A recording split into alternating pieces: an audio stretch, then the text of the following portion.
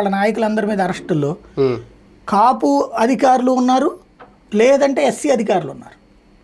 అంతే తప్పించి మిగతాది రెడ్లు తక్కువ ఉన్నారు. అంటే రెడ్లు కూడా రిస్క్ తీసుకోవాలి జగన్ కోసం. అదే ఎస్సీ అధికారులు తీసుకున్నారు. ఇప్పుడు చంద్రబాబుని అరెస్ట్ చేసినటువంటి వాళ్ళు ఎవరు, లేదా అచ్చెన్నాయుడును వీళ్ళందరిని అరెస్ట్ చేసింది ఇది. ఇట్లా చూస్తే అంటే అధికారులైనా వీళ్ళైనా రిస్క్ తీసుకోవడానికి సిద్ధపడే వర్గాలు ఈ రెండింట్లో ఉన్నారు.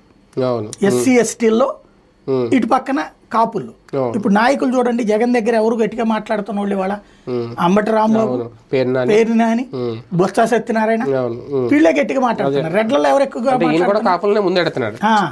ఈయన పెట్టడం కాదు, వాళ్ళు చొరవ తీసుకుంటారు. నేను మాట్లాడతాను, ప్రెస్ మీట్ పెట్టండి అంటారు.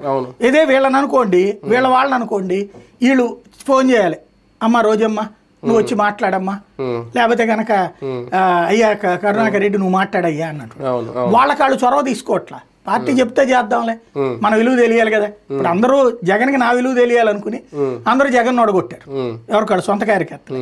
ఆ టైప్లో ఉన్నప్పుడు ఈయన అట్లా పోగొట్టుకునే రకంగా చంద్రబాబు. అందుకని ఏం చేస్తున్నారు, భవిష్యత్తు అవసరాలు ఇచ్చి. ఇప్పుడు ఒకప్పుడు ఏంటంటే కాపు నాయకులు గంటా శ్రీనివాసరావు ముందుండి నడిపించి కదంతా నడిచేది. గంట ఆ తర్వాత తన స్వార్థ ప్రయోజనాలు చూసుకుంటున్నాడని చెప్పి సొంత పార్టీలో వచ్చిన వ్యతిరేకత కావచ్చు, లేదా అతని మీద బీసీ సామాజిక వర్గానికి వచ్చినటువంటి ఒక వ్యతిరేకత కావచ్చు, తనని లైమ్ లైట్లో నుంచి పక్కకి తప్పించారు.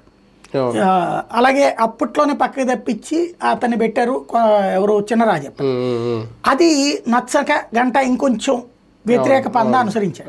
ఇప్పుడు గంటాకి గతి లేదు కాబట్టి ఉన్నాడు పార్టీలో. కాబట్టి ఇప్పుడు అట్లాగా అంటే ఓ రకంగా చెప్పాలంటే కథ నడపగలిగినటువంటి నాయకుడు కాపు సామాజిక వర్గంలో లేరు తెలుగుదేశానికి లేరు. అది అట్లాగా ఇప్పుడు కాపుల్లో కథ నడపగలిగినటువంటి నాయకుడుగా పవన్ కళ్యాణ్ ఎమర్జ్ అయిపోయాడు. కాబట్టి ఇప్పుడు అట్లాంటి ఒక టీముని తయారు చేయాల్సిన బాధ్యత తెలుగుదేశానికి వచ్చింది. దానికి ఈ పోలీస్ కేసులకు భయపడినో, కార్యకర్తలను కాపాడుకోవడం గురించినటువంటి భయమో, లేదా ఎట్లాగో ఇక డెడ్లీ కాంబినేషన్